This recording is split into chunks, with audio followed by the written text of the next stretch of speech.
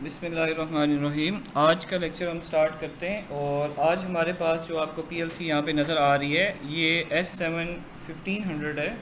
और चूँकि आपको पता है कि S7 1500 जो है वो जो सीमेंस की फैमिलीज़ हैं S7 200, S7 300, S7 1200 और S7 400 और इसके बाद S7 1500। तो ये सीमेंस की सबसे लेटेस्ट वर्जन जो पीएलसी है वो आपको यहाँ पे नज़र आ रही है इस स्क्रीन के ऊपर। तो आज हमने देखना है कि इसके कुछ फीचर्स को देखना है और इसके साथ साथ हमने ये देखना है कि इसके अंदर आप रैम को कैसे डाउनलोड कर सकते हैं। सबसे पहले हम TIA का हमारे पास वर्जन 16 है, इसको हम ओपन करते हैं। अच्छा, ये जो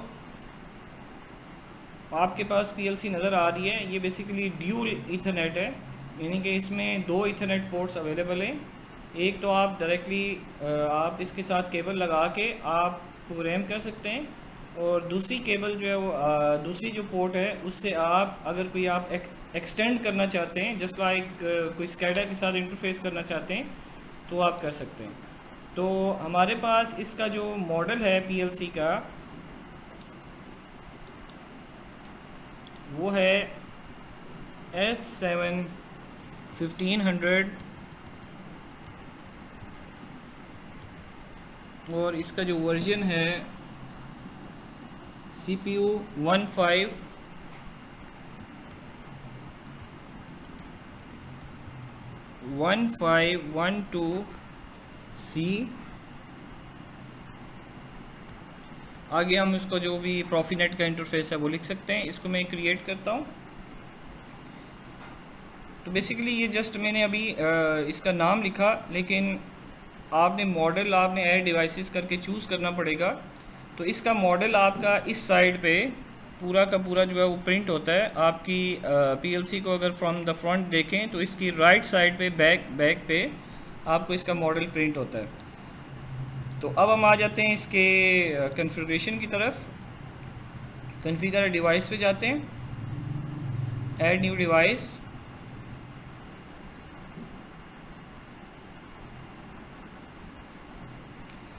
ऐड न्यू डिवाइस में जाके हमने यहाँ पे इसका जो मॉडल है वो चूज़ करना है S7 1500।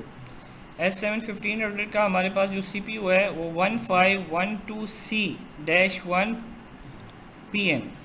तो ये बेसिकली वो तो मॉडल हुआ, लेकिन ये इससे ये बनता है PN से प्रॉफीनेट।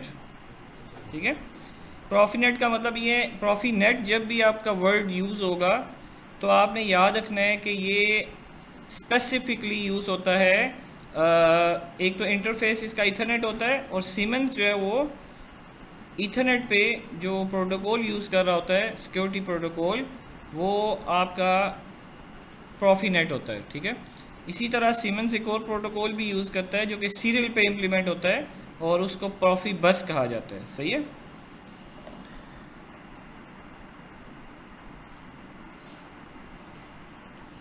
अच्छा, तो ये जो मॉडल है ये है हमारे पास CK01। ठीक है, तो इसको अगर आप इसको सेलेक्ट करेंगे तो यहाँ पे आपको इसकी तमाम की तमाम स्पेसिफिकेशंस आ जाएंगी कि इस पीएलसी के अंदर क्या क्या चीज़ें अवेलेबल हैं। सही है। आपको जो चीज़ अभी काम के लिए है, आपने आईओएस को देख सकते हैं कि इसमें कितनी इनपुट आउटपुट्स हैं। तो अगर आपको यहाँ पे नज़र आए, वैसे इसके ऊपर यहाँ पे पीएलसी के ऊपर इस जगह पे आपकी ये बेसिकली इसमें 5 आपकी एनालॉग इनपुट्स हैं, जिसमें से 1 2 3 4 5 एनालॉग इनपुट्स और 2 एनालॉग आउटपुट्स हैं, ये आपको नज़र आ रही होंगी। और इसी तरह इसमें 16 डिजिटल इनपुट्स हैं जो इधर हैं, और इसी तरह 16 डिजिटल आउटपुट्स हैं जो इधर हैं। इसी तरह यहाँ पे भी आपको 16 डिजिटल इनपुट 16 डिजिटल आउटपुट मिलती है। तो इसका मतलब ये हुआ कि इसमें टोटल 32 इनपुट्स हैं, 32 इनपुट्स हैं, और इसी तरह 32 आउटपुट्स हैं। तो ये आपको यहाँ पे कहीं लिखा होगा, ये देखें आप कि इसमें डिजिटल IO 32, डिजिटल आउटपुट 32 है। और इसके साथ साथ आपको यहाँ पे ये भी मेंशन है कि इसमें 5 एनालॉग इनपुट को रीड करने की एबिलिटी है और इसी तरह 2 एनालॉग आउटपुट को जनरेट करने की एबिलिटी इसके अंदर है। तो ये तो इसकी होगी स्पेसिफिकेशंस। जब इसको सेलेक्ट करने के बाद आपने यहाँ पे इसको ऐड कर देना है।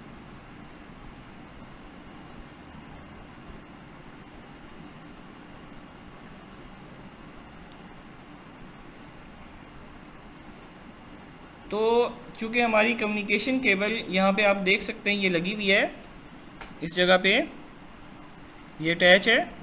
और एक और चीज़ आपको मैं बताता चलूँ, जब तक हमारा सॉफ्टवेयर ओपन होता है, तो अगर आप इसको ज़रा गौर से देखें तो इस जगह पे आपको एक स्टॉप का बटन और एक रन टाइम का बटन मिलेगा। तो जैसे कि आपकी अदर सीमेंस पीएलसी S7300 भी S7200 भी में भी ये बटन्स आपके फ़िज़िकली अवेलेबल हैं।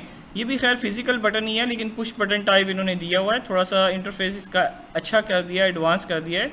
तो आप मैन्युअली इसको रन और स्टॉप मोड में कर सकते हैं। लेकिन एक चीज़ याद रखिएगा कि अगर आपने फॉर एग्ज़ाम्पल इसको स्टॉप मोड में फ़िज़िकली यहाँ से कर दिया तो आप जितना मर्ज़ी प्रोग्राम को डाउनलोड करते रहें, प्रोग्राम तो डाउनलोड हो जाएगा, लेकिन पीएलसी आपकी रन मोड में नहीं आएगी। ठीक है, बेशक आप उसको यहाँ से सॉफ्टवेयर से रन मोड में करते रहें। तो आपको यहाँ पे मैन्युअली इसको एक दफ़ा रन मोड में रखना है। तो रन मोड में स्टेटस हुआ तो वो रन मोड में ही रहेगा। सही है। इसके बाद यहाँ पे इसकी स्क्रीन के अंदर तकरीबन आपके डायग्नोस्टिक बफर्स हैं। जितनी भी डायग्नोस्टिक है, अगर कोई प्रॉब्लम आती है पीएलसी में, कम्युनिकेशन में, किसी भी चीज़ में, तो यहाँ पे वो इंटरफेस से भी आप उसको देख सकते हैं। ठीक है। अच्छा, और फिर आपका जो प्रोग्राम डाउनलोड का स्टेटस है कि आपने अगर प्रोग्राम को डाउनलोड करना है तो डाउनलोड हो रहा है, डाउनलोड हो गया है, पीएलसी का आईपी एड्रेस क्या है, ये सारी चीज़ें आप जो है वो यहाँ से स्क्रीन से ही इसकी देख सकते हैं इस जगह से। सबसे पहले जब आप कोई भी पीएलसी टीआईए के साथ लगाते हैं तो सबसे पहला काम आपको ये करना पड़ता है कि आपको ऑनलाइन में जाके एक्सेसिबल डिवाइसेस में ये देखना पड़ता है कि क्या फ़िज़िकल इंटरफेस इसका आपके कंप्यूटर के साथ अटैच है कि नहीं है। तो उसके लिए आपने जाना है ऑनलाइन में एक्सेसिबल डिवाइसेस में जाना है। तो जब आप एक्सेसिबल डिवाइसेस में जाते हैं तो यहाँ पे आपको अभी ये पीएलसी के साथ कम्युनिकेशन स्टार्ट करेगा। ये देखिएगा आप, ये आपका फ़िज़िकल इंटरफेस है। हर बंदे के लैपटॉप का जो लैन कार्ड है जिस कंपनी का बना हुआ है उस कंपनी का नाम यहाँ पे लिखा आएगा। जैसे रियल टेक का मेरा लैन कार्ड है कंप्यूटर का, तो ये इसलिए इसका एड्रेस आ रहा है। तो ये अभी इसको स्कैन कर रहा है। तो अभी जब ये स्कैन हो जाएगा तो आपको यहाँ पे ये देख सकते हैं इसका आईपी एड्रेस आ जाएगा। अच्छा, कोई भी आईपी एड्रेस हो, अगर आपकी इंडस्ट्री में 100 डिवाइसेस भी लगी हुई हैं, तो अगर सीमेंस की हैं तो सबका आईपी एड्रेस जो है वो आपको यहाँ पे शो हो जाएगा। आपने जस्ट इसको कैंसिल कर देना है, अप्लाई वगैरह नहीं करना। अच्छा, अब तक आपने जितनी भी S7200 को पढ़ा, आपको ये पता था कि आपका जो पहली इनपुट है वो I0.0 पे है, दूसरी इनपुट I0.1 पे है, और अगर एक बाइट ख़त्म हो जाएगी तो दूसरी बाइट स्टार्ट हो जाएगी।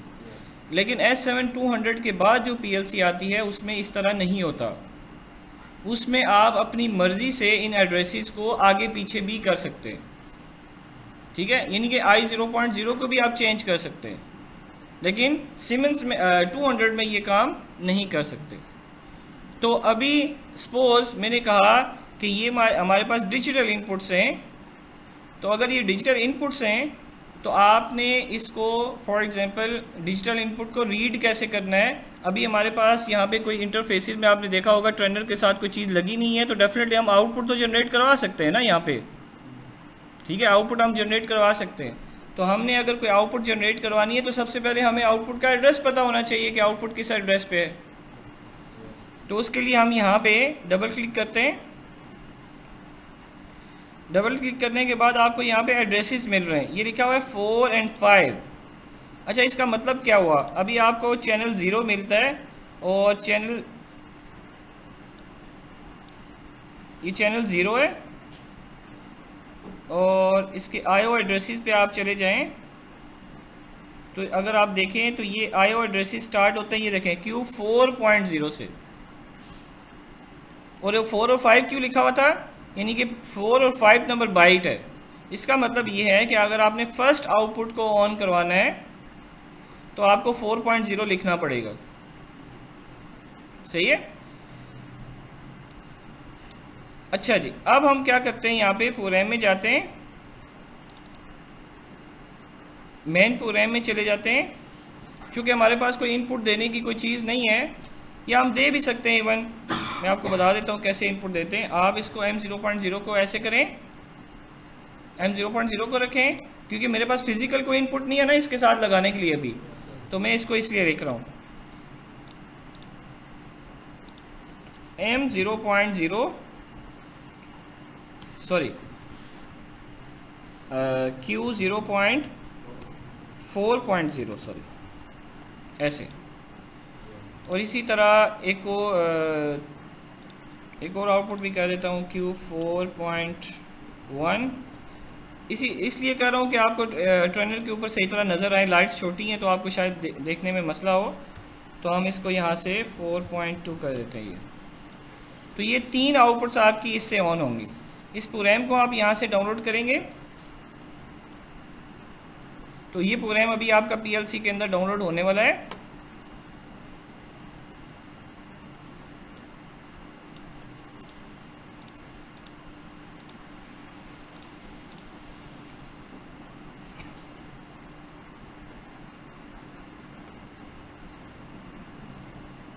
ये मैं यहाँ से आपको इसके अंदर डाउनलोड करने लगा हूँ।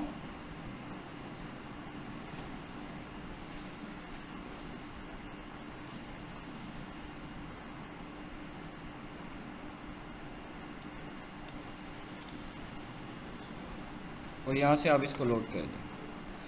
अब ये प्रोग्राम इसके अंदर लोड हो चुका है पीएलसी के अंदर। अब हम इसको टेस्ट करते हैं, और आपको इस जगह पे ये जो आपकी आउटपुट यहाँ पे नज़र आ रही है, ये बेसिकली 4.0 है, 4.1 है, 4.2 है। आप इसकी लाइव ऑब्जर्वेशन को यहाँ से ऑन कर सकते हैं, इस जगह से।